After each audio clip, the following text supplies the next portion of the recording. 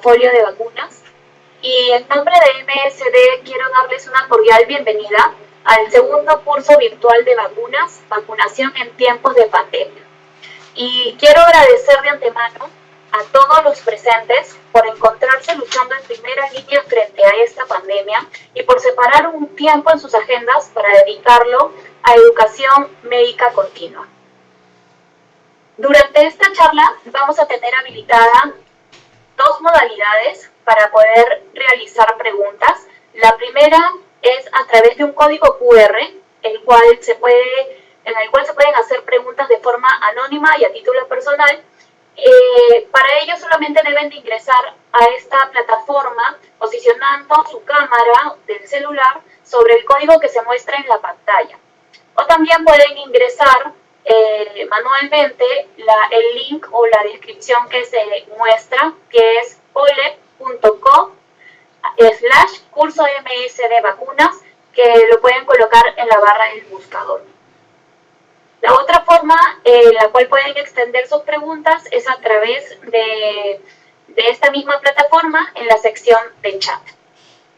Bueno, sin más preámbulo, quiero comentarles que el día de hoy estamos desarrollando la charla virtual correspondiente al módulo 2, que tiene como tema ¿por qué mantener el cronograma de vacunación en tiempos de pandemia? Para ello nos acompañarán dos especialistas, la doctora Alejandra Mazoc, pediatra infectóloga, gerente médico de vacunas de MSD para Perú, Chile y Bolivia, y el doctor Juan Carlos Tirado Caballero, quien ha desarrollado este módulo y a quien tengo el honor de poder presentar. El doctor Juan Carlos Tirado Caballero es médico cirujano de la Universidad Peruana Cayetano Heredia, especialista en medicina pediátrica de la Universidad Peruana Cayetano Heredia, especialista en enfermedades infecciosas pediátricas de la Universidad Peruana Cayetano Heredia, y ha formado parte de la Estrategia Sanitaria de Prevención y Control de VIH-Sida en el Ministerio de Salud. También formó parte de la unidad de VIH de la Dirección General de Epidemiología del MINSA y actualmente es médico en la clínica HASMEC. Doctor, buenas noches, le agradecemos de antemano su presencia, el auditorio es suyo. Buenas noches con todos, amigos, colegas. Creo que es una ocasión muy interesante esta que nos brinda la virtualidad como para poder discutir este tema de los cronogramas de vacunación en tiempos de pandemia.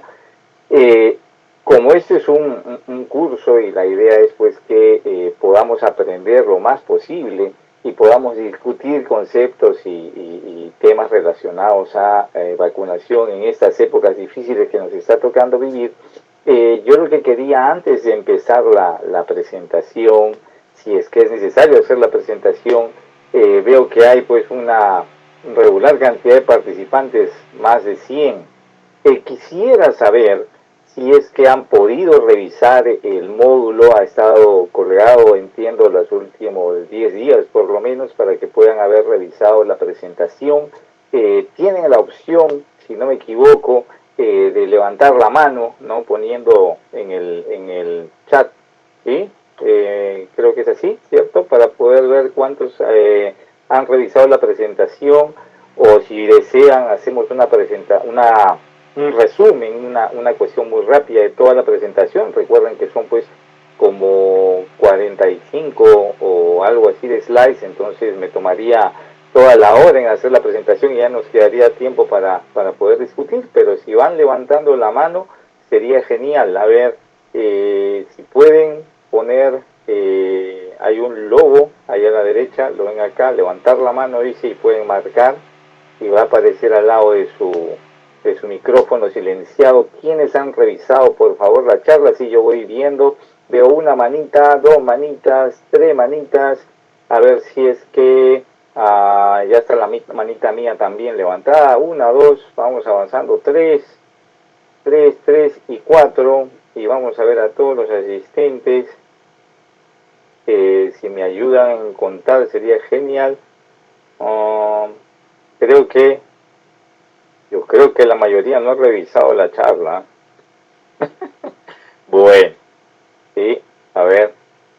reviso y terminé. Sí, yo veo, a ver, la última oportunidad para levantar su manita y ubicar el emoticón de levantar la mano. Ahí tenemos 1, 2, 3, 4, 5 y 6 y 7 y que es el 10%. Ok, entonces, dado que vamos a hacer una revisión, pues vamos a hacer una revisión rápida, trataré de hacerlo. Los invito a revisar la charla completa que está colgada en la web. Es importante que la revisen también. Yo voy a hacer un resumen probablemente de los slides más importantes y vamos a empezar con eso. Entonces, déjenme un minuto y aquí estamos a compartir y voy a compartir mi pantalla para que podamos hacer una revisión de la presentación. Ok, empezamos entonces y muy bien.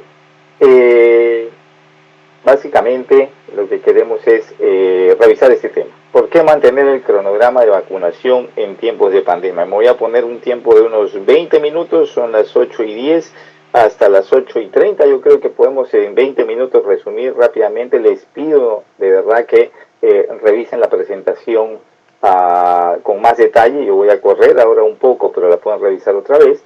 Y vamos a hacer una media hora de preguntas. Los objetivos en esta presentación básicamente es revisar los calendarios, las vacunas, por qué en estas épocas se nos ha puesto difícil el tema de la vacunación y al final haremos un poco de efectos adversos de las vacunas. Los calendarios nacionales de inmunización son, como ustedes saben, maneras que tenemos los países de irnos ordenando, de irnos programando, tanto para la compra como para la distribución de las vacunas a nivel nacional. Los calendarios en América Latina son bastante semejantes, con algunas particularidades que ahora voy a tocar. En algunos países hay cosas muy interesantes y entonces creo que la complementariedad que hacen los diferentes calendarios nos pueden llevar en algún momento a aprender uno del otro. Los últimos 15 años han sido espectaculares para lo que han sido los calendarios nacionales de inmunización, dado que hemos agregado vacunas combinadas, las vacunas pentavalentes, las vacunas cuádruples virales, las vacunas cuádruple meningococo, hemos agregado vacunas que no teníamos antes como la hepatitis A, vacunas como rotavirus y hemos mantenido vacunas antiguas como la polio oral en algunos casos que también vamos a discutir ahora, pero también cambiándola por la polio de tipo IPV. Entonces, sin embargo, el COVID ha venido pues un poco a malograrnos todo este desarrollo que habíamos estado teniendo en cuanto a lo que es la vacunación.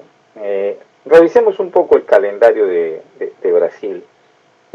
Si se dan cuenta, Brasil es un país que incluye la primera dosis, como todos o la gran mayoría de países en América Latina, de hepatitis B al momento de nacer. Sin embargo, cuando ustedes revisen, porque yo sé que lo van a hacer, este documento en PDF que está aquí abajo en el slide, van a darse cuenta que Brasil puede aplicar esta primera dosis hasta los 30 días. La mayoría de países máximo aplican esa primera dosis al recién nacido hasta las 48 horas.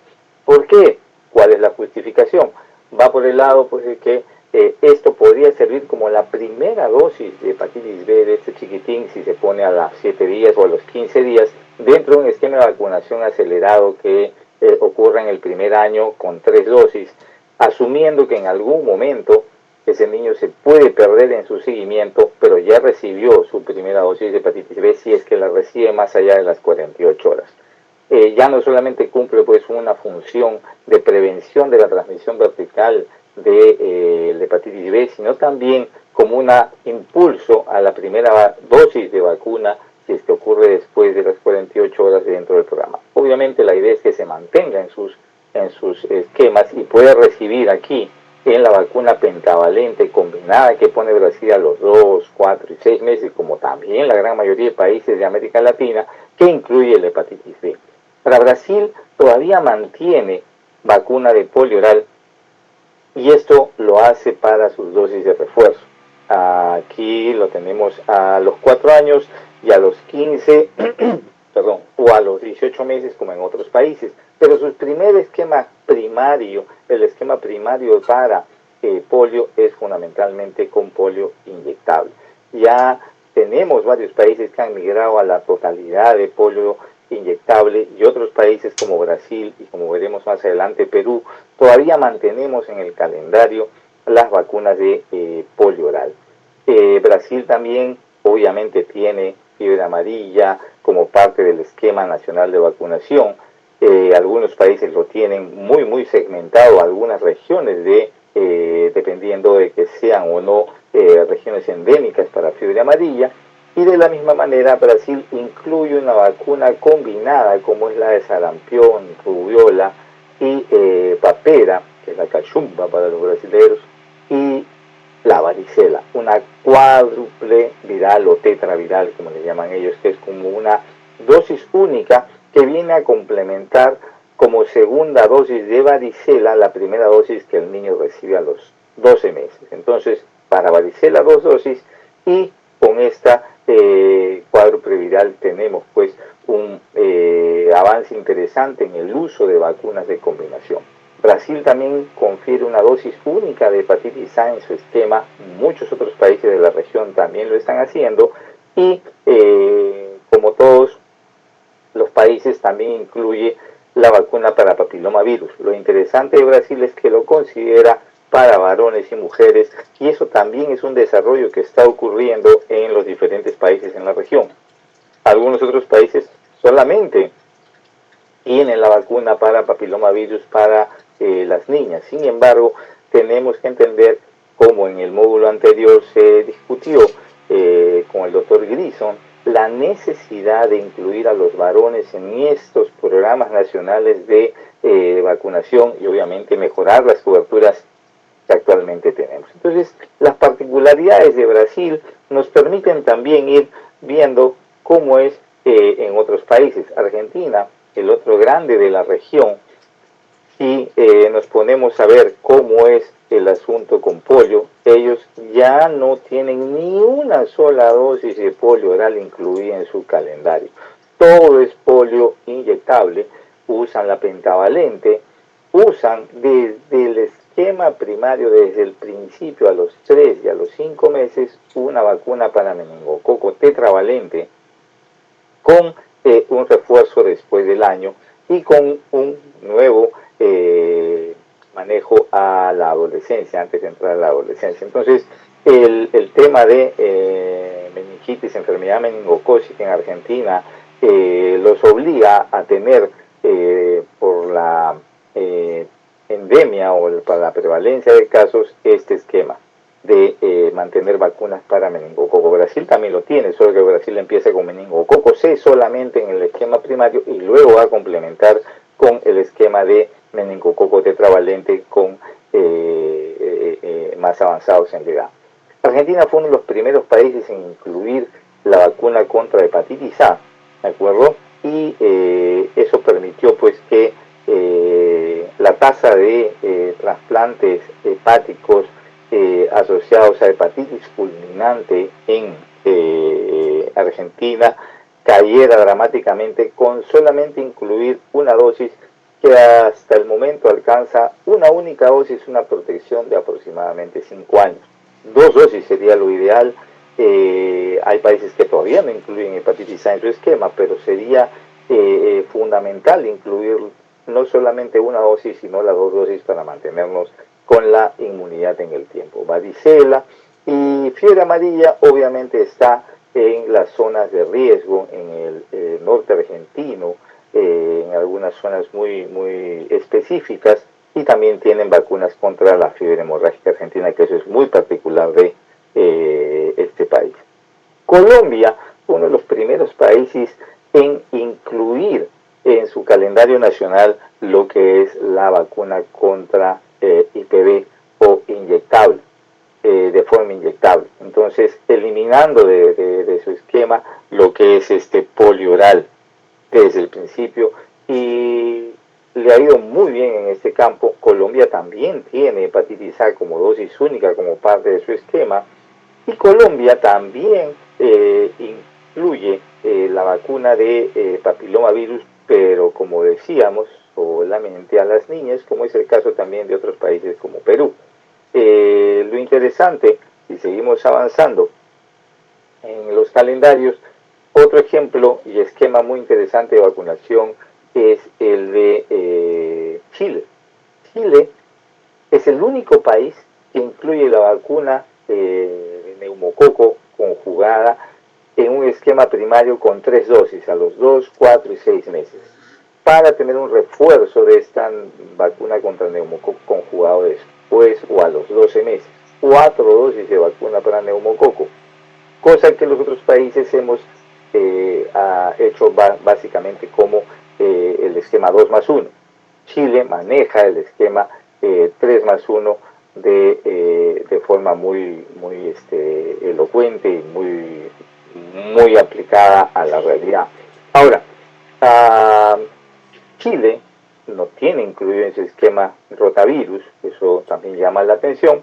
Debe ser parte pues de algo que probablemente vayan a incluir en los siguientes años. Veremos cómo va con ese tema de la pandemia.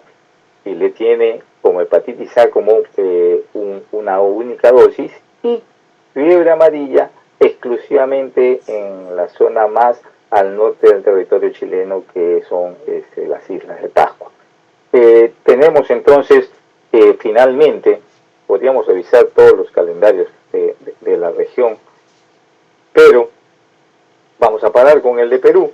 Perú tiene prácticamente todo lo que hemos venido revisando hasta ahora, con la particularidad que nosotros hemos adelantado la segunda dosis de sarampión, rubiola y papera para los 18 meses. Entre los 12 meses la primera dosis y a los 18 meses la segunda, cosa que todavía ningún otro país lo ha hecho, pero que nos ha permitido reducir en la época prepandemia el número de casos de sarampión, sobre todo de sarampión y rubiola congénita. Y así que, estando en esta situación de calendarios de inmunización que han estado en desarrollo, calendarios de inmunización que han estado en, un avance muy interesante, aparece el COVID, nos hace retroceder en nuestras coberturas, nos hace retroceder un poco en nuestras condiciones de cómo vacunar a los chicos, y esto se parece de alguna manera a lo que sucedió con el ébola entre el 2014 y el 2015 en el África, que con esta epidemia localizada en el continente africano generó muchas fallas en el sistema, no solamente para lo que eran los esquemas de vacunas, sino también para otros programas como los de VIH y los de tuberculosis. Apenas empezó la pandemia, tuvimos recomendaciones de la Organización Mundial de la Salud, asumidas en ese caso por OPS, y OPS lo que hizo son estas 3 recomendaciones, y fundamentalmente nosotros entramos en este esquema, en la número 3, si la vacunación no puede realizarse de manera segura y el riesgo de transmisión del coronavirus aumenta, entonces correspondía, de acuerdo a la recomendación de OPS, suspender las actividades de vacunación hasta que se haya reducido el riesgo de transmisión. Esto a nosotros, por lo menos como país, nos tomó muy rápido. El primer caso lo tuvimos en marzo, y ya pues para mayo estábamos en una situación de ascenso de casos, ascenso de muertes, ascenso de la epidemia y el brote, y en una situación complicada. Poco a poco podemos retroceder en estos escenarios, y no hemos vuelto evidentemente al escenario 1, pero sí al escenario 2, en el que se están priorizando de alguna manera las vacunaciones de las poblaciones con riesgo. Pero toda esta suspensión de programas lleva a situaciones difíciles, como que en algún momento esto se pensaba que iba a ocurrir en esta situación, brotes como de difteria, de fiebre amarilla, amarilla, de sarampión, cancelar campañas de vacunación, etcétera, etcétera. Y eso ocurrió, como lo vamos a ver ahora rápidamente. Empezó la crisis, esto es una nota de prensa y esto es lo que en relación a lo que OPS recomendaba para vacunas, no solamente fue para vacunas, sino fue para todo tipo de atención primaria. Los 8.000 o más de 8.000 centros y puestos de salud de atención básica del Perú no estaban preparados para esta epidemia, tuvieron que cerrar. No había manera de controlar esta epidemia en base a solamente los hospitales, que también rápidamente colapsaron. No había posibilidad de mejorar o aumentar las camas de unidad de cuidado intensivo rápidamente. Se ha hecho en el transcurso de la epidemia. Pasamos de tener 300 camas de unidad de cuidado intensivo a actualmente tener más de 2.500 camas de unidad de cuidado intensivo, un salto que podría uno decir es espectacular, pero lamentablemente no alcanzó, era algo que debíamos haber previsto, independientemente de si se iba a dar o no una gran epidemia como la que hemos tenido. Lo mismo sucedió con las camas hospitalarias, y entonces aquí tienen esta curva de lo que es la primera ola y la segunda ola en cuanto al número de fallecidos en total por muerte no violenta comparado con el año 2019, que es la línea de acá abajo. Entonces, el número de casos de fallecidos por muerte no violenta probablemente asociado a COVID, no tenemos el diagnóstico exacto, esto se ha hecho ya después, fue una gran tribulación, ¿no? Fue una situación muy grave. La segunda ola ha sido incluso más intensa que la primera ola, y entonces todo esto no muestra más que cómo colapsó nuestro sistema hospitalario, nuestro sistema de atención primaria, arrastrando con eso nuestras coberturas de inmunización. Evidentemente, las coberturas han caído dramáticamente. Estos son reportes del mismo Ministerio de Salud, en el que muestra pues que la cobertura para pentavalente hacia septiembre alcanzaba el 40% como mucho. Muchas de las regiones mostraban gran deterioro en sus capacidades de vacunar. Si la meta mensual era, esto es un error, no es 8.3, sino 80.3% de cobertura, fíjense cuando empezó momento prepandemia, ese es año 2020, y empieza la pandemia y caemos terriblemente en la cobertura para lo que es pentavalente, polio y sarampión.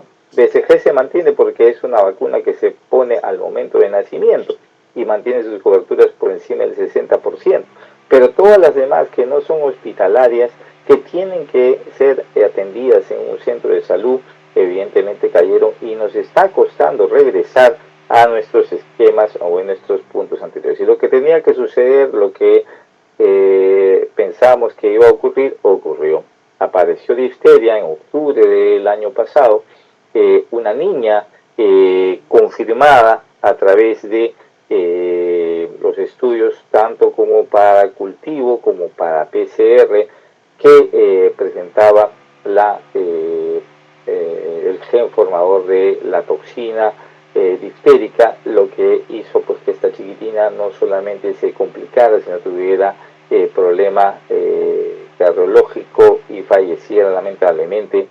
Y a partir de eso se empieza a hacer una búsqueda de casos, las posibles rutas de ingreso para difteria a través probablemente de la frontera con Brasil, o a través de la gran migración que hemos tenido desde el norte de nuestros hermanos venezolanos, donde Venezuela ya tenía desde el año antes de prepandemia gran número de casos entre confirmados y sospechosos de difteria, y probablemente por ahí ha ido llegando. Se hizo la búsqueda, se hizo los contactos directos del caso de esta niña, y se encontró que más de uno presentaba el Corynebacterium diphtheriae.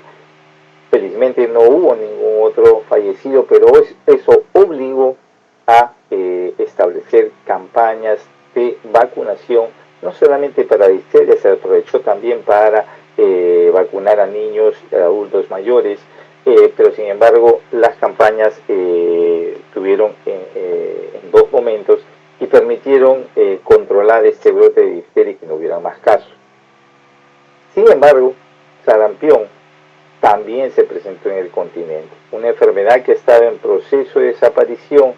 Para el 2020 retorna en esta época pandémica, en esta época de coronavirus, con un número de casos importantes en nuestro vecino de Brasil. Brasil presenta en el norte, en el norte brasileño, en dos estados específicamente, aparecen durante un periodo de 4 meses la aparición de casos de sarampión autóctonos. Todos 414 casos, incluyendo Sao Paulo, que también tuvo un brote independiente del brote en el norte, eran niños menores de 1 año y niños en edad preescolar. Víctimas de estos chicos de no haber alcanzado probablemente esquemas de vacuna o de coberturas de vacunación en momento prepandémico que se agudizaron durante la pandemia. Entonces, eso es algo que podría volver a ocurrir en este ir y venir de las olas que vamos teniendo y donde al momento que aparecen las olas estamos teniendo que cerrar las atenciones en los establecimientos. Por lo menos eso es lo que sucede o ha sucedido con la primera y la segunda ola. Fíjense la cobertura para Perú, sarampión, rubiola y papera, menos del 25% para el primer trimestre del año 2021. La notificación en este periodo de COVID hasta el tercer o cuarto mes de 2021, prácticamente no hay notificaciones de casos de sospecha de sarampión, rubiola comparado con lo que era en prepandemia. Entonces no hay mucha vigilancia, no sabemos si es real o es consecuencia de que no estamos haciendo actividades de identificación.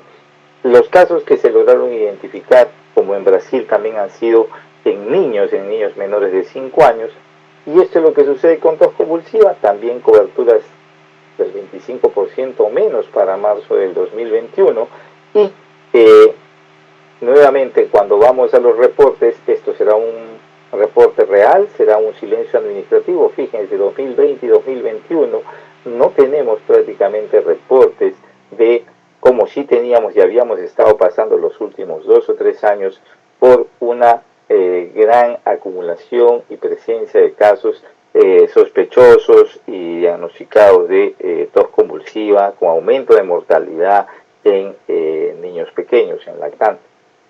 En este último periodo los casos han sido muy pocos y han sido, como era de esperarse, en niños pequeños o no vacunados. Sin embargo, estamos incrementando la movilidad social. Todos los que hacen atención primaria deben haber notado que si en el 2020 prácticamente no veían chicos con procesos respiratorios, sibilancia, síndromes obstructivos bronquiales, crisis asmática, este año han regresado. ¿Y por qué han regresado? No porque hubiera desaparecido la enfermedad, no porque el COVID los estuviera protegiendo, simplemente porque ha incrementado la movilidad social. Si ustedes ven, la gente sale más, compra más, es lógico, no podemos soportar tanto tiempo en un aislamiento, y esa movilidad es lo que hace que los cuadros en los chicos menores de 1 año empiecen a aparecer, y eso obligará también a que vuelva a aparecer pertusis. Con respecto a la vacuna de polio oral y la aparición de casos de parálisis diaflácea aguda, esto ha sido lo que es en el mundo, pero ¿cuál ha sido la cobertura durante esta época de pandemia? Igual que en los otros casos, no llega al 25% o en promedio, y estamos evidentemente, a pesar de ello, tratando de recuperar esa tercera dosis que el Perú pone a los 6 meses y nuevamente pone a los 18 meses, y nuevamente pone a los 4 años. Nosotros de las 5 dosis de polio que aplicamos en el esquema de vacunación regular, 3 corresponden a vacuna de polio oral y 2 corresponden a vacuna de polio inyectable, las primeras 2. Entonces el riesgo de parálisis displasia aguda, si bien es menor porque ya no usamos el esquema de 5 dosis de polio oral, todavía está latente. ¿Cómo ha ido el reporte? Pues bien, en época de 2020, como en el resto de casos, se sigue reportando casos de parálisis y displasia aguda, pero en menor proporción que en años anteriores, y la presencia en los grupos etarios pues es fundamentalmente la misma, muy parecida a los años anteriores. Pero ¿qué podría en época de pandemia, en época de restricción, de si estamos vacunando con menos polio oral, es lógico que probablemente hayan menos casos de parálisis de displasia aguda asociada a vacuna? Sin embargo, hay algunos impulsores que tendríamos que tener en cuenta, incluso ahora que estamos vacunando menos. ¿Cuáles son? Que mantenemos pues la vacuna de polio oral trivalente. Felizmente, la gran mayoría de países ya no usan trivalente, usamos solamente la bivalente, eliminando el serotipo 2, que era el que más podía hacer lo que llamamos el retroceso hacia una forma salvaje. Se eliminó el serotipo 2 y nos quedamos solamente con el 1 y el 3, y eso ha reducido los casos de parálisis de displasia aguda al usar una vacuna de polio oral bivalente, pero sigue siendo vacuna de polio oral. Tener cobertura vacunal con IPV, obviamente eso lo estamos teniendo en el último año. Hemos llegado a recuperar con mucho el 60% de la cobertura a este momento, cuando antes teníamos un 75%, no llegábamos al 80% en algunas regiones, pero además está deterioro de la inmunidad que permite la replicación del virus. ¿En quién se va a dar esto? Hay una población específica que ahora la vamos a ver, porque eso es lo que estamos planteando acá ya sucedió antes sin necesidad de que hubiera una pandemia. En la isla de la Española, que agrupa a Haití y República Dominicana, en julio del 2000 hubo un brote de 14 casos reportados en Dominicana y muchos más en Haití, de parálisis y displasia aguda que resultó estar asociada a una forma de poliomielitis derivada de la vacuna oral de tipo 1. Es decir, habíamos dicho que la regresión ocurría sobre todo con el serotipo 2 de la vacuna, pero en este caso en la española ocurrió con el serotipo 1.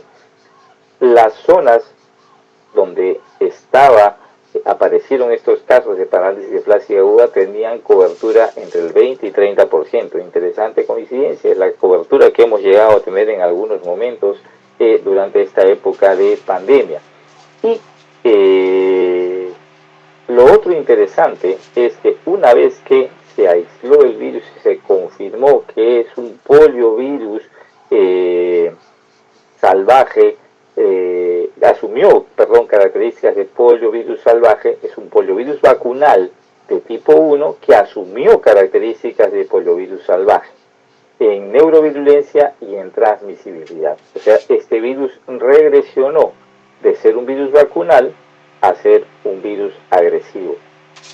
¿Cuál fue la explicación que se dio? En parte, que había venido replicándose este virus vacunal en individuos inmunodeficientes o circulando por 2 años, ya vamos a cumplir 2 años de pandemia, en un área donde la cobertura de vacunación es muy baja. Ya vamos a cumplir ese periodo de 2 años muy pronto, y tenemos zonas en varios países de la región donde nuestra cobertura es muy baja. ¿Quiénes son estos individuos inmunodeficientes?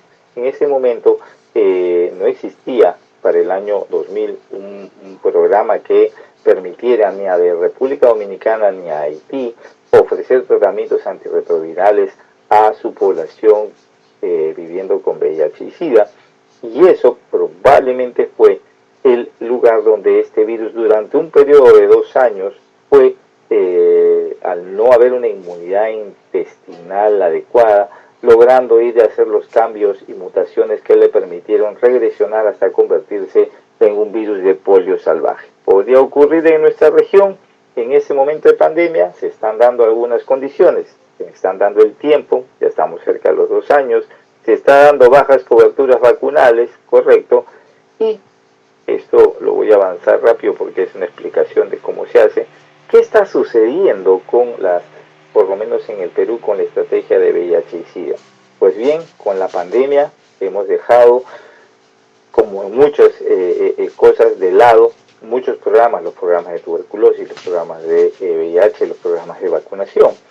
Los estudios de carga viral tuvieron que ser por un tiempo el personal que se dedicaba a ese trabajo reemplazado para poder hacer los mismos estudios de PCR molecular para COVID.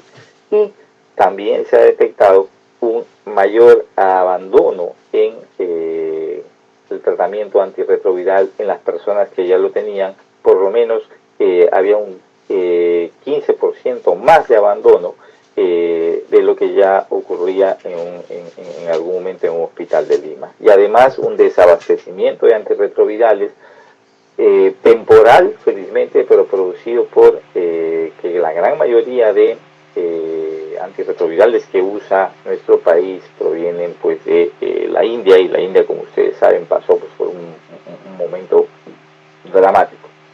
Y esto es lo que ha ocurrido en las coberturas de tratamiento antirretroviral. Una curva que se iba incrementando año a año, como que se ha estabilizado. Y esto no es porque la epidemia de VIH o se haya estabilizado o porque haya menos casos. Es más, sabemos que en épocas de gran, situación o conmoción social, el trabajo sexual, tanto de personas que viven con VIH o trabajadoras sexuales que no tienen VIH, pero son susceptibles de infectarse, incrementa por la necesidad, evidentemente, y por la pobreza. Y entonces, esto nos llama la atención, que el número de personas ingresadas al programa casi no se haya modificado, y el número de casos reportados de VIH-Sida de pronto que hayan disminuido durante la época de pandemia. Creo que simplemente son reflejo de lo que veíamos con sarampión, de lo que veíamos con pertusis en niños. No estamos encontrando, no estamos notificando, no estamos haciendo las actividades de prevención necesarias. Entonces, este acúmulo de personas viviendo con VIH que a este momento no tienen diagnóstico, que son más que en el 2019, porque no hay manera de acceder a un diagnóstico si es que los centros de atención primaria están cerrados o no ofrecen ese servicio, podría llevar a que esta vacuna de polio oral que estamos nosotros utilizando del 6º mes de vida, en algún momento, y si se prolongan las bajas coberturas,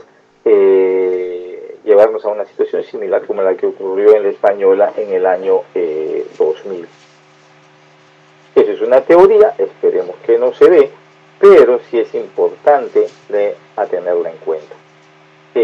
¿Cómo reforzamos entonces esta inmunización en tiempos de pandemia?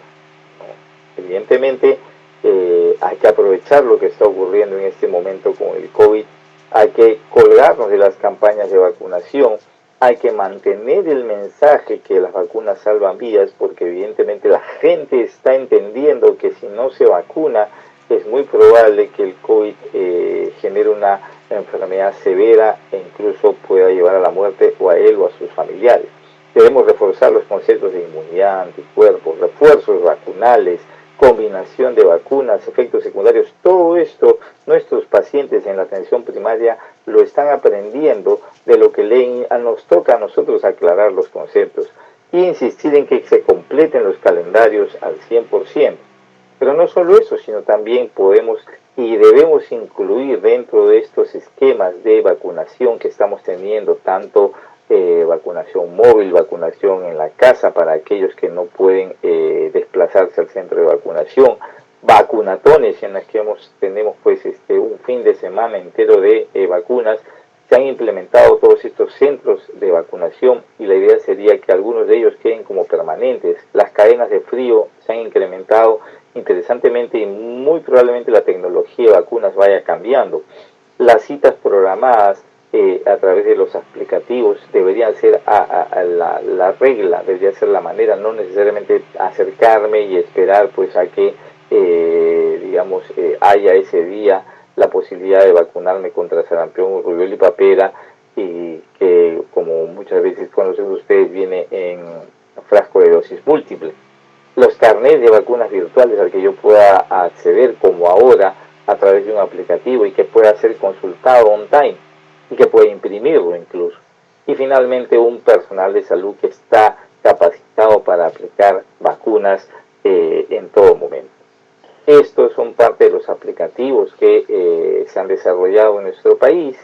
Yo pongo el hombro, ingreso mi DNI, ingreso al aplicativo y puedo saber dónde me toca, en qué centro de vacunación, cuándo es la fecha, cuándo me toca mi segunda dosis. Y esto es todo lo que ha sido desarrollado para COVID, pero tendría que ser desarrollado para el resto de vacunas. Deberíamos mantener este aplicativo y esta página web y hacerla aún más accesible para todos. Las cadenas de frío, los lugares de vacunación temporales o permanentes, los vacunacar. Y con esto, rápidamente, ya me he pasado, pero hablemos un poco ya del final de la presentación. Esto sí es rápidamente lo que son los efectos adversos de la vacuna, sobre todo enfocándonos en los que son los ESAVIS, los eventos supuestamente atribuidos a vacunas o inmunización. Siempre hablamos de ESAVI porque los ESAVI son aquellos que son severos, aquellos que requieren atención médica, que pueden generar algún tipo de hospitalización o generar algún tipo de discapacidad, sea a través de reacciones anafilácticas, convulsiones, encefalitis o incluso la muerte. Es fundamental que estos ESAVIs tengan que ser reportados para que con la ficha de investigación clínica se pueda trabajar a través de lo que es el grupo que evalúa en el Ministerio de Salud a través de la Dirección de Epidemiología la evaluación de los ESAVIs y averiguar si son directamente atribuidos o no a la vacuna.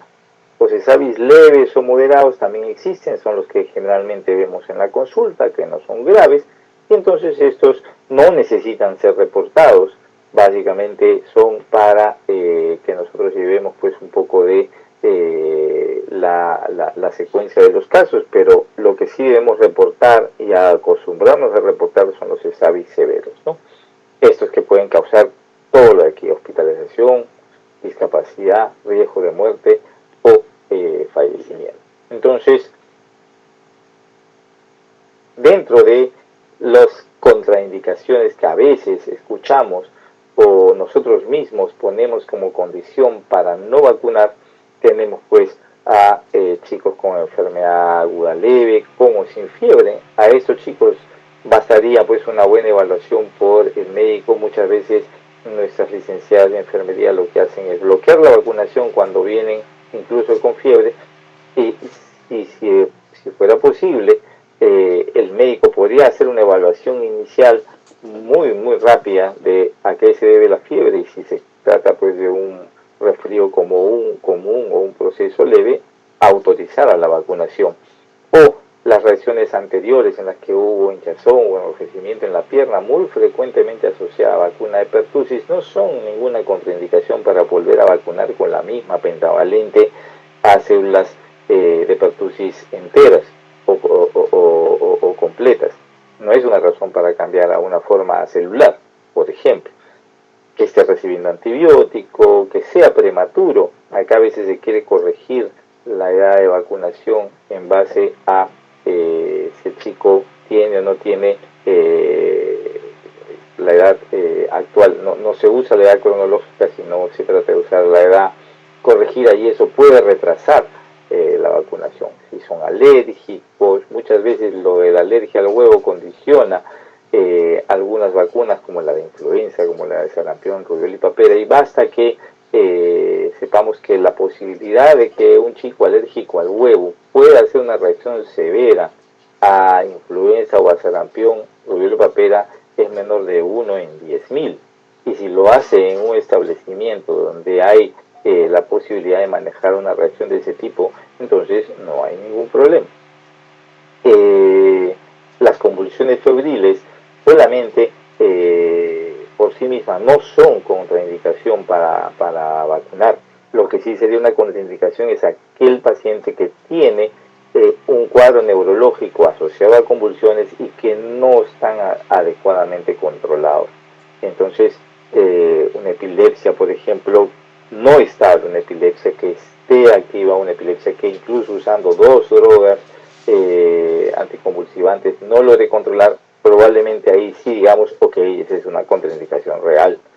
Y entre otras cosas, pues que si están recibiendo corticoides inhalados o si están recibiendo cremas corticoides que no pueden ser vacunados, también pues es algo que no es una razón ni ninguna contraindicación para vacunar. O si el niño salió de hospitalización, tampoco decimos que al contrario, debemos aprovechar ese momento de alta para revisar su tarjeta de vacunas y hacerlo pasar por el tamizaje de la enfermera o del programa de vacunas y completar aquellas vacunas que tenga pendiente. La convalecencia no es una razón para no vacunar, o sea, si ya terminé mi proceso de enfermedad, me puedo vacunar apenas salgo. Y eso ha sido pues muy interesante cuando al principio decíamos, si has tenido COVID en 3 meses, vacúnate, no. La verdad es que al momento que ya estás de alta, a las 2 semanas o a las 3 semanas, ya podías recibir tu segunda o primera dosis de vacuna contra el COVID.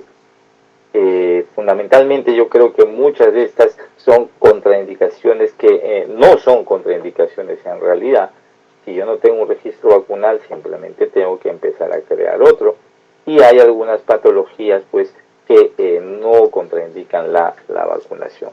Creo que con eso hemos hecho una vuelta rápida de lo que es el tema de hoy y no sé, ya creo que podríamos pasar voy a detener mi presentación y ya podríamos pasar a las preguntas que ustedes puedan tener o los comentarios que ustedes puedan tener, que me encantaría poder escucharlos. El problema es que como somos varios, voy a pedirles pues que tengan que hacer sus preguntas a través de los canales, pueden hacerlo a través del chat o a través del código QRS y estaremos gustosos de poder recibir sus preguntas. Doctor, muchísimas gracias por su presentación. Invitamos a todos los asistentes a poder realizar sus preguntas a través del chat. Tenemos el chat en la misma página o a través del código QR. De repente podemos poner el slide en el que sale el código QR para que los asistentes puedan tomar captura de ese código. No sé, doctor, si usted tiene el código de ese slide con el código QR o le puede... Sí, lo borré. Como me dijeron que ya. Sí, de repente, sí, lo borré. Fátima, ¿nos podría estar colocando el código QR para que se puedan hacer preguntas también por ahí? Gracias.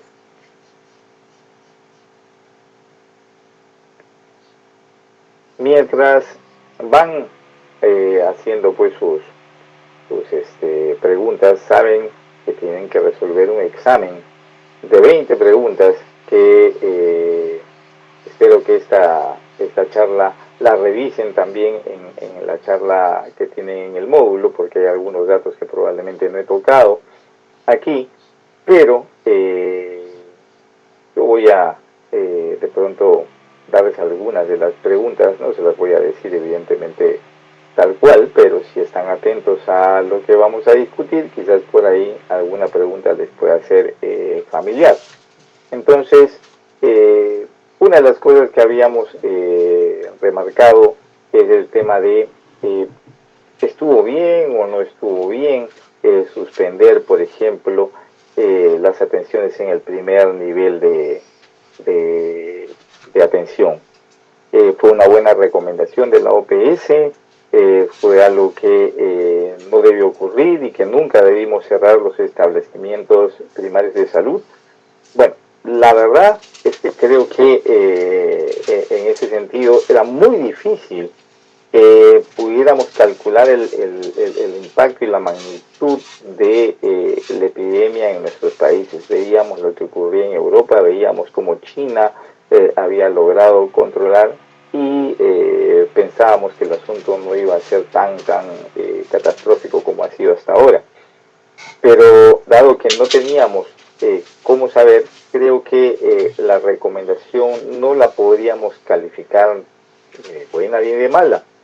Básicamente podríamos decir que fue una opción a lo que había hecho China al construir sus hospitales en poco tiempo, o una opción a lo que hizo Europa al tratar de contener con sus programas de atención hospitalaria lo que ocurría en ese momento en el mundo. Pero finalmente pues vimos que a nosotros no estábamos, creo que ninguno de nuestros países, medianamente preparados para esto, y lo que pasó en Perú pues sí ha sido una situación muy calamitosa, ¿no? Entonces por ahí creo que tendríamos que ir pensando en futuros eventos semejantes y estar preparados para algo similar, ¿no? Lo de la difteria, yo no sé si ustedes consideran o piensan que podría repetirse en algún otro país en la región. Es probable, la migración no ha terminado, la migración incluso en estas épocas de pandemia se mantiene, y se mantiene no de forma legal, porque algunas fronteras están cerradas, pero se mantiene a través de aquellos pasos, por lo menos entre Perú y Chile y entre Perú y Ecuador.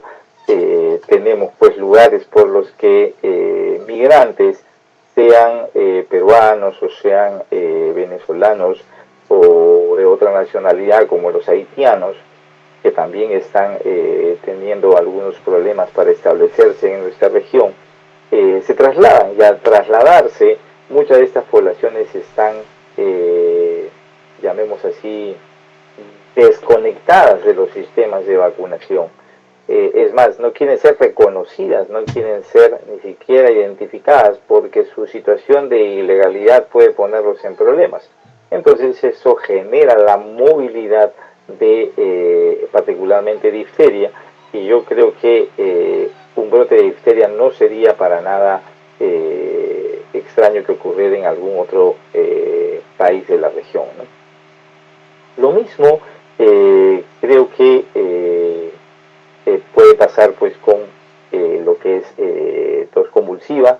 Habíamos mencionado lo de la movilidad que está incrementándose, y el hecho de que los casos hayan disminuido en más del 80% en el Perú con respecto a tos convulsiva, que eso es real y que eso es cierto durante el 2020, esperamos que en este 2021 los casos de tos convulsiva puedan empezar a reflotar y puedan empezar a incrementarse. Entonces, eso es algo que tenemos que tener en cuenta.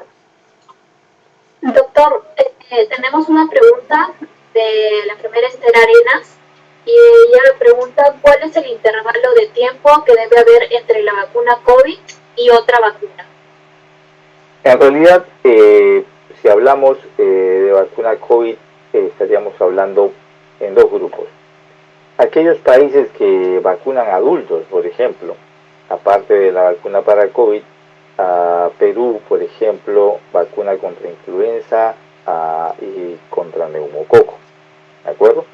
Entonces, si nosotros tenemos una vacuna con una tecnología de mRNA mensajero, que es completamente diferente a la tecnología que usa influenza o que usa neumococo, que son vacunas a partir de antígenos, ¿de acuerdo? No habría ningún problema en aplicar las vacunas al mismo tiempo. Hay países que incluso están en desarrollo de una vacuna combinada de coronavirus e influenza como una vacuna única, considerando que esto del coronavirus va a ser algo estacional y entonces en algún momento vamos a tener vacunas combinadas de COVID e influenza. Sin embargo, dado que a este momento pues los centros de vacunación están orientados exclusivamente a manejar vacunas para COVID, podríamos decir que un tiempo prudencial para cualquier otra vacuna en un adulto o en un adolescente sería de un tiempo de 2 semanas. ¿Puedo hacer un comentario en complemento? Ven a complementar lo que decía el doctor Tirado, tal como él decía, la principal recomendación internacional en relación al intervalo entre vacunas COVID y otras vacunas son los 14 días que muy bien dijo él. Sin embargo, han aparecido publicaciones también, por ejemplo, de la CIP de Estados Unidos, donde ya han liberado esa recomendación y establecen que se pueden colocar en conjunto, que no habría problema en colocar las vacunas COVID en conjunto con alguna otra. Sin embargo, va a depender en el fondo de la recomendación que tenga cada país en relación a esto. Lo habitual es que se establezcan esos 14 días, tal como dijo el doctor Tirado. Gracias, doctora. Más preguntas. Dice por aquí, mira qué interesante. A ver, aquí se me aparece, aquí me está apareciendo. A ver, vamos a leer. Dice, buenas noches, Evelyn Vanessa. Si un niño de 5 años que no recibió el refuerzo de varicela, pero la madre refiere que ya le dio la enfermedad de varicela, ¿se le debe aplicar la vacuna? En este caso, cuando hay confirmación de enfermedad por varicela, ¿de acuerdo?, confirmada, no necesita recibir dosis de vacuna contra la enfermedad. Quizás en la etapa adulta reciba pues su vacuna para la prevención contra el herpes zóster, que eso es después de los 50 años. Pero no necesita un niño que ya tuvo varicela confirmada y diagnosticada por un médico, que sería lo ideal, dosis de vacuna, ni siquiera una. Hay otra que dice, es necesaria una tercera dosis de vacuna de Sinopharm. A ver, las terceras dosis, en realidad de cualquier vacuna, a mi entender, van a ser absolutamente necesarias. Y eso se va a cumplir para cualquier marca. No hablemos de Sinopharm, hablemos de cualquier otra marca. ¿Por qué? Porque como cualquier enfermedad respiratoria, cualquier virus respiratorio, la inmunidad que podemos adquirir para una infección respiratoria viral, ¿no?, y eso lo sabemos a partir de influenza, es relativamente pobre, es temporal, no logra llegar más allá de los 9 meses, en el mejor de los casos, para influenza. Y podemos asumir que con coronavirus el sistema inmune responderá probablemente de la misma forma. Esperemos que nos equivoquemos y que nuestro organismo tenga la capacidad de lograr una inmunidad con 2 dosis más allá de los 9 meses. Pero la historia de nuestra inmunidad para virus respiratorio nos dice que no. Lo mismo ocurre para rinovirus, que es mucho más corto el tiempo, o para sincicial, que casi no logramos hacer inmunidad efectiva. Entonces, la verdad es que vamos a necesitar una tercera dosis y probablemente no solamente una tercera dosis, sino vamos a necesitar refuerzos anuales o bianuales o cada 2 años para una enfermedad tan agresiva como la que estamos viviendo ahora. Aquí hay otra pregunta. Dice, perdón, doctor, justo quería complementar lo que usted dijo, totalmente de acuerdo con usted. Nosotros acá en Chile el 80% de nuestra población está vacunado con la vacuna Sinovac o CoronaVac, que es la vacuna china. El resto de la población está con Pfizer. Nosotros ya el 85% ya ha completado las 2 dosis de vacuna y efectivamente se hicieron estudios acá en la población y se establece que después de los 6 meses baja el nivel de anticuerpos a aquellos que tenemos en el fondo 2 dosis de vacuna Sinovac.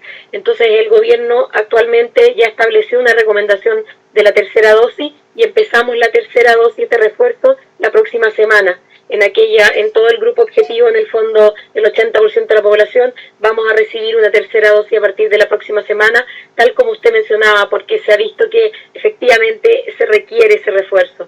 Y muy probablemente, claro, vamos a requerir el próximo año y dependiendo cómo esto siga. Y toda América Latina los envidia, doctora. Sí. Bueno, yo creo que es un camino que todos los países vamos a tener que seguir en algún momento, ¿no? Pero por ahora lo más importante es lograr una tasa de cobertura pues por encima del 80% para 2 dosis, que eso sería lo ideal y es el objetivo primario. El objetivo de la tercera dosis como población probablemente empiece, como ha empezado en otros países y como probablemente va a empezar también en Chile, en grupos específicos, mayores de 50 años, población que atiende a médicos, enfermeras, población de salud o población en riesgo, que esa es la idea, ¿no? Aquí tenemos otra pregunta. A ver, dice, de Rocío Pantoja, dice, ¿en qué tipo de pacientes adultos se usan las vacunas contra neumococo polisacarias, considerando que las conjugadas se administran en la primovacunación y en los mayores de 60 años? Gracias por la respuesta. Ok, las vacunas polisacarias, en realidad yo soy más infectólogo pediatra, yo no veo adultos, pero puedo dar mi opinión y después la dejo también a la doctora Mazzoc para que nos comente. Las vacunas polisacarias fueron las que siempre existieron antes que las vacunas conjugadas. Tenían un rol y tienen un rol muy importante en aquellos pacientes que tienen comorbilidad. Entonces decíamos que deberían recibir todas aquellas personas que tenían comorbilidad respiratoria o comorbilidad que pudiera complicar una enfermedad neumocócica, como aquellos pacientes con enfermedad cardiovascular. Sabemos que los pacientes con enfermedad cardiovascular que hacen una neumonía o aquellos que hacen neumonía al revés pueden fallecer de un infarto al miocardio. Entonces hay una relación entre enfermedad cardiovascular y enfermedad pulmonar, por eso es que en ellos se sugería desde hace muchísimo tiempo, antes de que aparecieran las vacunas conjugadas, la aplicación de las vacunas polisacarias. Sin embargo, la inmunidad que puede un paciente desarrollar a partir de vacunas polisacarias no alcanza en la mayoría de los casos a un 50% de protección y en algunos casos menos. Por eso es que algunos profesionales incluso no la consideraban dentro de su esquema de recomendación y no era pues una cuestión que se hiciera con regularidad. Entonces, actualmente la recomendación es aquellos que tienen comorbilidad renal, cardiovascular o algún otro tipo de comorbilidad que con una neumonía por neumococo pueda haberse afectado o hacer una enfermedad complicada de su comorbilidad, los diabéticos por ejemplo. Entonces ellos no solamente deben recibir vacuna polisacaria, sino también vacuna conjugada independientemente de su edad. Entonces si yo tengo un paciente joven, 35, 40 años, pero que tiene comorbilidad, entonces sí creo que debería sugerirse el uso de la vacuna polisacaria junto con la vacuna conjugada y no esperar pues a que cumpla 60 años o más. No sé, doctora Mazzoc, ¿usted qué opina? Sí, yo estoy de acuerdo con usted. O sea, la recomendación en el fondo para mayores de 65 años, independientemente de, aunque estén sanos, la indicación es una polisacaria, que es lo que tenemos en el fondo la mayoría de nuestros países en los programas nacionales de inmunización. La verdad es que Perú es el único país que no puede, o sea, que tiene una conjugada para sus adultos mayores, pero el resto de los países de Latinoamérica, para los mayores de 65, contamos con la polisacaria en la 23 valente en los programas nacionales. Y pensando en la pregunta, claro, ¿qué otro tipo de adultos serían, tal como usted dijo, los adultos que tienen algunas patologías crónicas? Sabemos que todos los pacientes diabéticos, cardiópatas, que tienen alguna hepatopatía, alguna patología broncopulmonar, claro, están más predispuestos a tener enfermedades invasoras y por lo tanto ahí debieran tener también, considerarse una 23 valente. Y también estoy de acuerdo con usted en que si uno pensara en un esquema más ideal, sería el secuencial, que aquella la vacuna neumocócica conjugada y 8 semanas después una polisacaria 23 valente. Perfecto. Y acá tenemos, creo que ya lo respondimos, pero podemos insistir en el tema de Juana Gavina González. Nos dice, la vacuna para el COVID, ¿cuánto tiempo de inmunidad brinda? Independientemente de el tipo de vacuna, estamos alrededor pues de una inmunidad entre 6 y 9 meses. Por eso es que habíamos comentado que probablemente vamos a necesitar una tercera dosis en un futuro no muy lejano. ¿De acuerdo? Rosa. Doctor, sí. tenemos 5 preguntas adicionales, no sé si las podría ir mencionando. ¿Se las leo? Claro. Han llegado de forma privada. Una es de Noé Núñez. Ella indica, ¿es recomendable reemplazar la vacunación de polio oral por polio inactivada? La respuesta es sí, 3 veces sí, justamente porque el riesgo de parálisis flácida aguda está completamente asociado con la mutación o regresión de la vacuna de polio oral hacia una forma salvaje, que como pusimos en el ejemplo ocurrió en República Dominicana y Haití en el 2000 y podría volver a ocurrir en cualquier momento. Si bien la mayoría de parálisis flácidas agudas que hemos registrado en Perú en época prepandemia estuvieron asociadas a enterovirus más que a poliovirus, creo que el escenario actual debería ser un considerando muy importante con las bajas tasas de cobertura a terminar de cambiar hacia una vacuna de tipo inyectable, de tipo IPV, para todos. Otra pregunta es de Óscar Enrique Gutiérrez.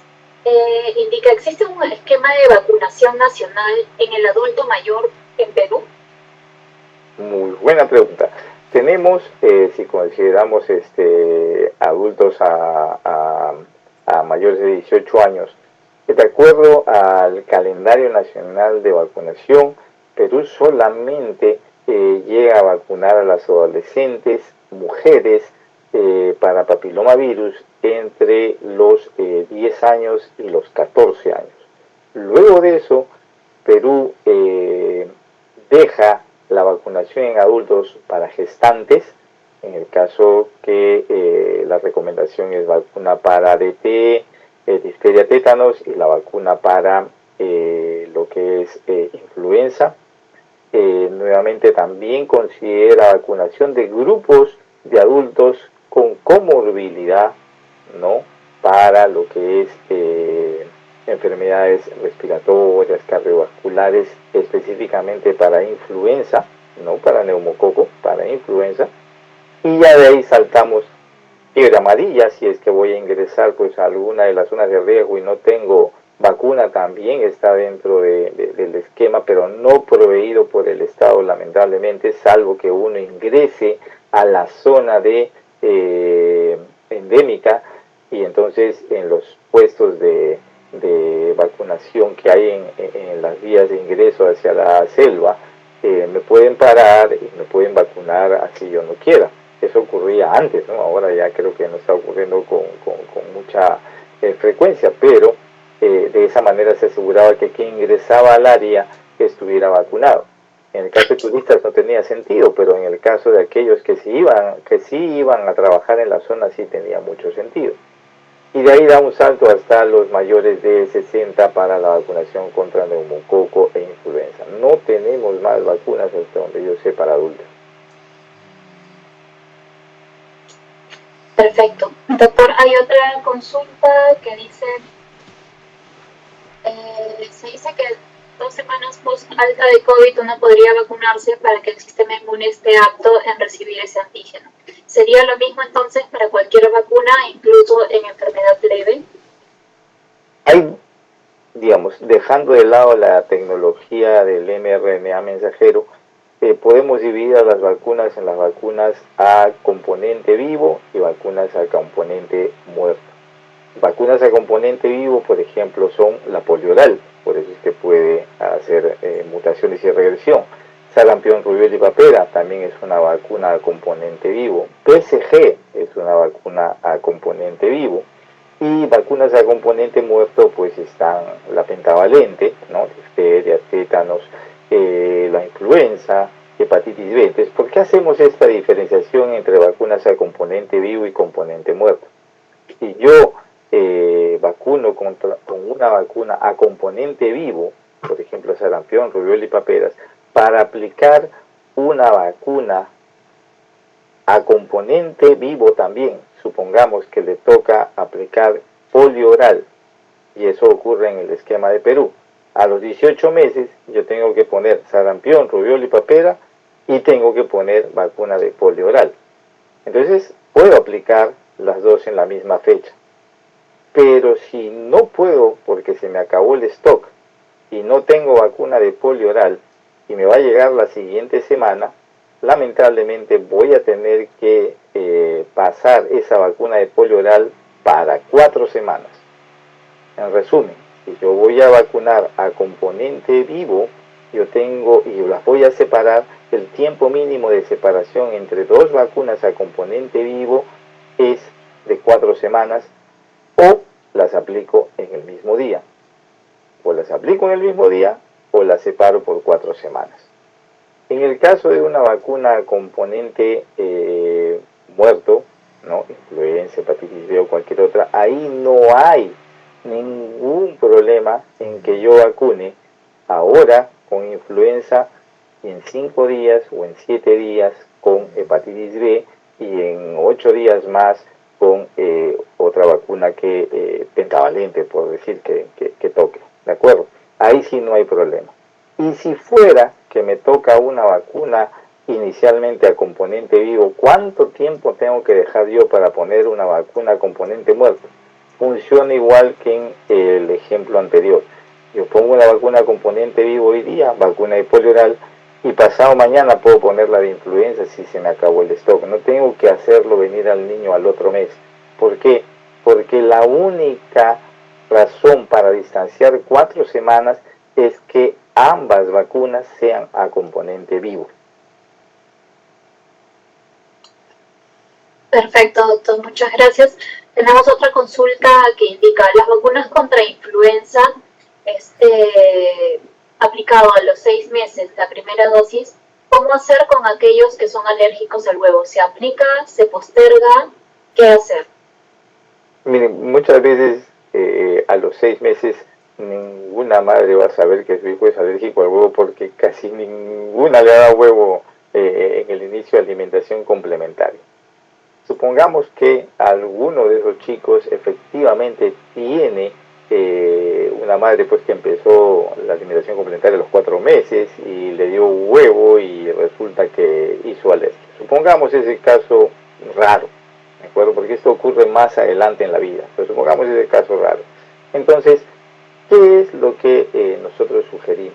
Nosotros le decimos, ok, usted tiene a su niño que probablemente sea alérgico al huevo, las posibilidades de hacer una reacción con la vacuna de influenza por alergia al huevo son menores de 1 en 10.000. Sin embargo, voy a pedirle que después de la vacunación, después de aplicarle la vacuna, usted se quede en el establecimiento por lo menos unos 45 minutos bajo observación, ¿no? Una enfermera va a estar mirando, chequeando, a ver qué cosa hace el chico, si hace alguna reacción en ese momento, y obviamente el establecimiento cuenta pues con los equipos necesarios para manejar una reacción anafiláctica, que básicamente son pues oxígeno, adrenalina y un equipo de RCP básico.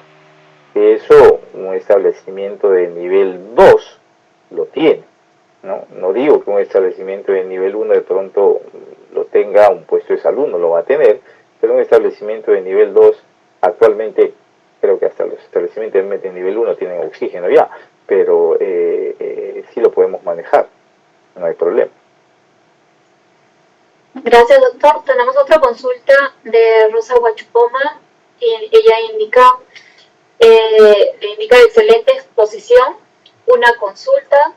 ¿Sugiere usted que en consultas particulares indiquemos solo vacuna inyectable contra polio y ya no vacuna bioral?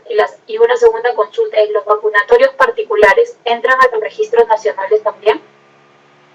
En el caso de Perú, voy a empezar por la segunda, los vacunatorios en general no están interconectados, ni siquiera los vacunatorios del sector público. Por eso es que decía que tenemos que aprovechar esta oportunidad que nos da el COVID para establecer los calendarios de vacunación oficiales en la parte privada y en la parte pública, y que podamos registrar en el momento, on time, ¿no? En la web al paciente de forma nominal con su DNI.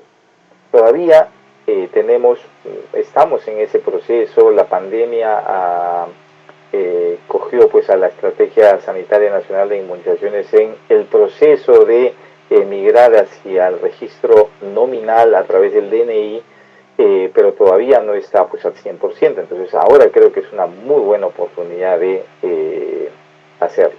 Ahora, los establecimientos privados tienen la obligación de registrar las vacunas en los carnets, que deben ser pues padronizados de acuerdo a lo que el Ministerio de Salud establece en la norma técnica de vacunación, 1, y 2, deben, si es que aplican vacunas diferentes, por ejemplo, solamente IPV, en este caso a los 2, a los 4, a los 6 meses, a los 18 meses y a los 4 meses, deben registrar el componente que están utilizando. Entonces, deben poner la marca que están usando y el número de registro de la vacuna, lo que es ya me olvidé el nombre, de repente la doctora Mazón me ayuda, que es el registro, el número de las vacunas conocen el lote, correcto, el lote de vacunas que estoy utilizando para que quede registrado en la historia. Ahora, esa información, una vez que esté ya todo en la web, entonces podremos ingresar esa información a los diferentes niños y poder hacer una unión entre lo que recibe en la parte pública y recibe en la parte privada. Yo tengo muchas veces pacientes a los que vienen pues después de la primera dosis de pentavalente y me dicen, doctor, no quiero que le pongan la pentavalente porque ha hecho mucha fiebre, porque ha convulsionado, porque la pierna se le puso hinchada, y prefieren utilizar solamente y específicamente esa vacuna, una hexavalente acelular, y entonces las demás la van a seguir recibiendo en el sistema público, y eso es lo ideal, ¿no? Van a mantener un registro adecuado, esa es la idea. Doctor, continuando con las preguntas que se habían quedado en el chat, tenemos una consulta de Rocío Pantoja que indica: MINSA desde el mes de abril incluyó segunda dosis de Varivax en niños hasta 4 años, 11 meses, 29 días, con un mes de intervalo como mínimo. ¿Se puede usar un intervalo tan corto si las recomendaciones de 3 meses según calendario regular? La respuesta es sí. Y a ver, les voy a contar por qué sucedió eso. Primero, sí puedo usar un intervalo tan corto en determinadas circunstancias. ¿Cuáles son aquellas circunstancias? 1, si yo tengo un brote pues de varicela en alguna región del país o en algún espacio cerrado, y tengo chicos que no están vacunados o tengo chicos que solamente han recibido una dosis, entonces sí puedo adelantar su vacuna. Recuerden que varicela es a componente vivo y ahí se cumple lo que habíamos explicado anteriormente. 4 semanas después, en el siguiente mes, pongo la segunda dosis y me va a dar inmunidad prácticamente cercana al 90% de protección y me va a ayudar a cortar la cadena epidemiológica asociada al brote que yo esté manejando.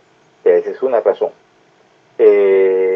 Otra razón, ¿por qué yo puedo adelantar las vacunas? Porque el niño va a salir del sistema de vacunación nacional, va a tener que viajar a otro país, le va a costar establecerse en el otro país porque tiene que adquirir la nacionalidad, etcétera, de cosas, los trámites o qué sé yo.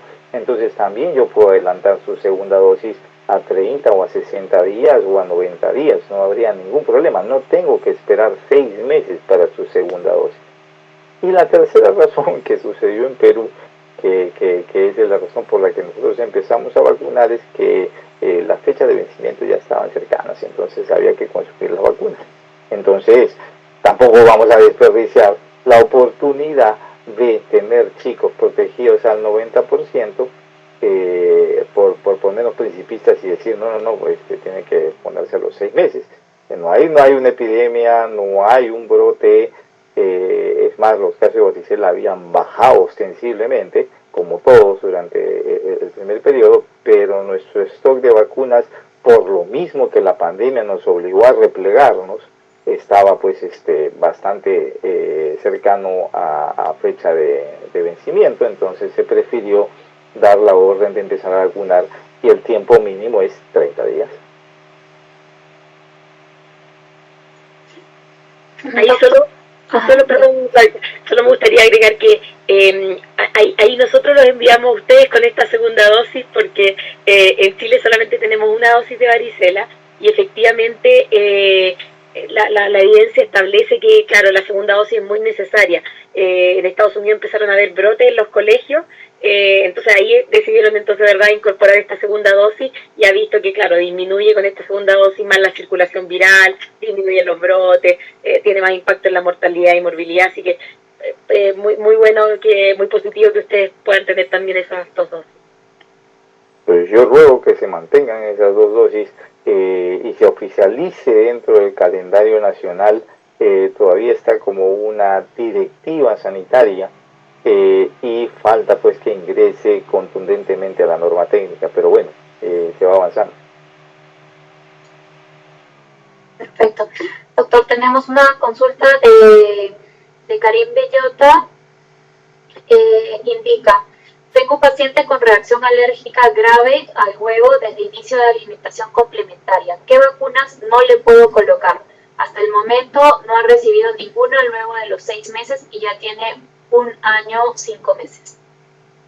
Pues en realidad las dos vacunas que están, digamos, en relación en su desarrollo, en su confección, digamos así, vacunal, son las de influenza y la de sarampión, rubiola y papera. Son las dos que podrían tener algún componente antigénico asociado al embrión de el pollo, que es pues el que se utiliza para una parte del desarrollo de la vacuna, ni siquiera de toda la vacuna. Y entonces, en ese caso, la recomendación es, si ha hecho reacción severa con anafilaxis por huevo, consumo de huevo el niño, entonces en ese caso se recomienda que esas dos vacunas, a criterio ya del equipo de manejo, o no se usen, o en su defecto, y eso es lo que yo sugeriría, aplicaría esta vacuna en un nivel de atención terciario, ya no ni siquiera de segundo nivel, terciario, donde yo tenga hospitalización. Entonces, si este chico que entra, ingresa para ser observado por un periodo de 12 horas, por lo menos, y entonces por el antecedente de anafilaxia al huevo, recibe la vacuna y va a estar en un ambiente monitoreado por 12 horas, que es prácticamente una hospitalización de un día, digamos, ¿no? Y si es que para mala suerte desarrolla la reacción anafiláctica, entonces se puede manejar sin ningún problema en el tercer nivel de atención. Pero nuevamente dependerá de la recomendación del médico y la aceptación de los cuidadores en este caso. Y solo pues, se podría quizás agregar, pero no es una vacuna programática, pero es la de fiebre amarilla. En el contexto viajero, también es una de las vacunas que en estos pacientes muy alérgicos al huevo, también habría que, está contraindicada, pero habría que evaluar riesgo-beneficio. Perfecto. 3 entonces, 3 vacunas. Doctor, tenemos una consulta de Hilda Vergaray. Ella indica, ¿es necesario o no colocar vacuna de refuerzo en la vacuna polisacárida Prodiax 23? Y si es que es positivo, ¿después de cuántos años se coloca? Considerando que es un paciente adulto mayor, ¿de acuerdo? Que está recibiendo la polisacárida 23, debería recibir por lo menos 2 dosis. Ese es el esquema aceptado como parte de la prevención de enfermedad neumocócica. Entonces, no es que sea un refuerzo, sino que debe recibir 2 dosis. A partir de eso, ya recibir una tercera o una cuarta dosis o dosis anuales, yo creo que no va a aportar mucho en la protección contra la enfermedad neumocócica en el adulto mayor. Pero si eso lo combina, esas 2 dosis, con una dosis de vacuna de neumococo conjugada, la protección va a ser aún mayor. Entonces, en el adulto mayor, la recomendación es una dosis de vacuna neumocócica conjugada y 2 dosis de vacuna polisacárida 23 valente.